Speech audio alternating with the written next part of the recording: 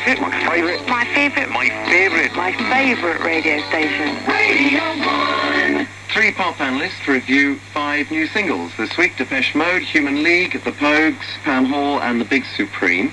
And to do the job, it's Liz Salter. Hello, Peter. Jamie O'Donnell. Morning. And Louise Miles. Hello again. Who's back for the second time, isn't it, Louise?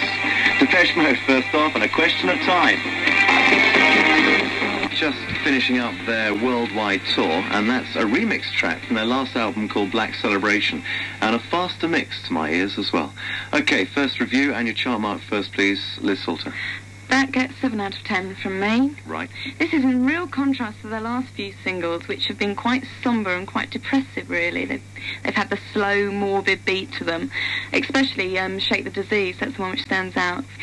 The beat and tempo really helped this along. I found it had a Bronski beat feel to it, the way that the beat kept going and going and kept repeating. And I found that the song as a whole quite a good grower. The more I hear it, the more I like it. But if you think back to a couple of years ago, when they were doing things like The Meaning of Love, the whole style and the whole concept of Depeche Mode have changed as far as I'm concerned. They seem to have grown up. Nowadays it's more like dark aniseed balls, while it used to be sugar mice pop records. Yeah. Do you know what I mean? Yes, I do. Jamie? I give it a chart mark of 5 out of 10 for this one. I don't think it will chart all that highly, but here I have to plead ignorance because I know absolutely nothing about Depeche Mode, except they're good-looking boys and they like wearing leather kilts or skirts.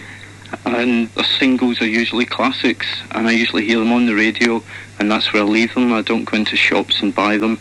I think this has got a brilliant rhythm track, but I think the melody's a bit iffy, and I also think if it's picked off the album, maybe a lot of kids have already got the album, and maybe this is one they won't actually buy at the moment. And what do you rate to it, Louise? Oh, I like this one, and I'm giving it 8.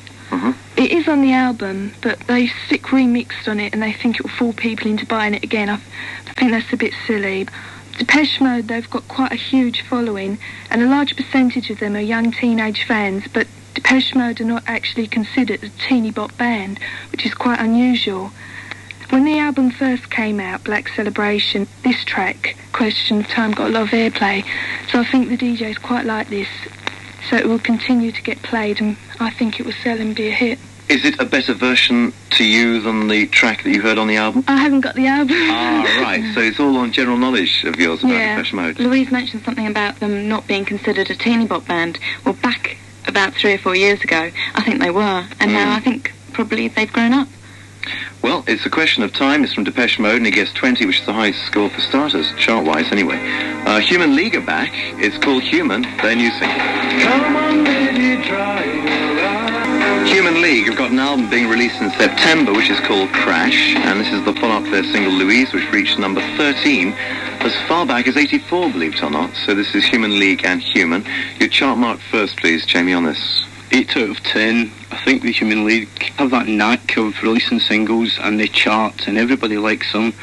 And I even think some of the serious people that look very deeply into rock and roll, they like the Human League. I think they're quite a well-liked band all round. It's got a really, really great American sound to it. I think the only thing that lets it down, actually, is that they've overstretched their mark. I think Phil Oakey is not one of the great vocalists of our time, and I think his 2 girl partners aren't any great shakes either. And when you have such a smooth background, you've really got to be in top form.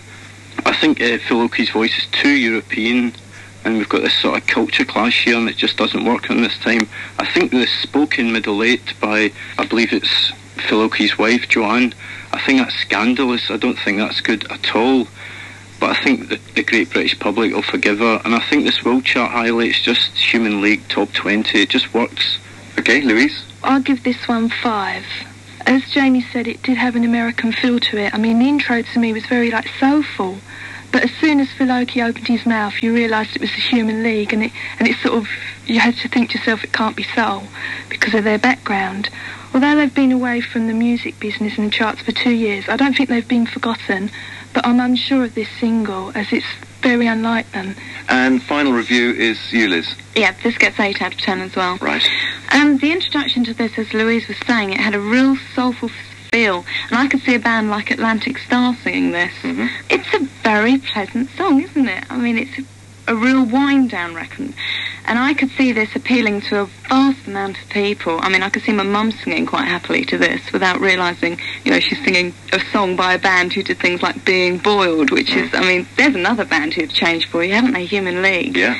But as a Jamie, I cannot get over all this talking in records. I mean, Prince was doing it the other week and Falco the week before. Do you think it's done for effect then, as filler, possibly? But the effect has a real bad effect on me. Yeah. I think it's affected.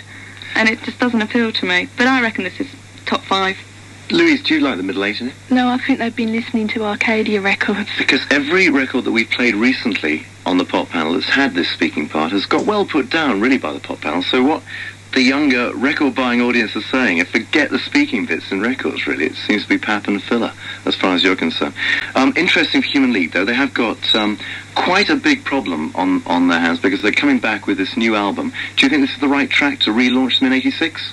They did the same sort of thing with Louise, because there was a break before that, and that's the same sort of feel, and I don't think they've been away. Okay, Human League, and Human gets 21 points. Next, The Pogues, and this is called Haunted.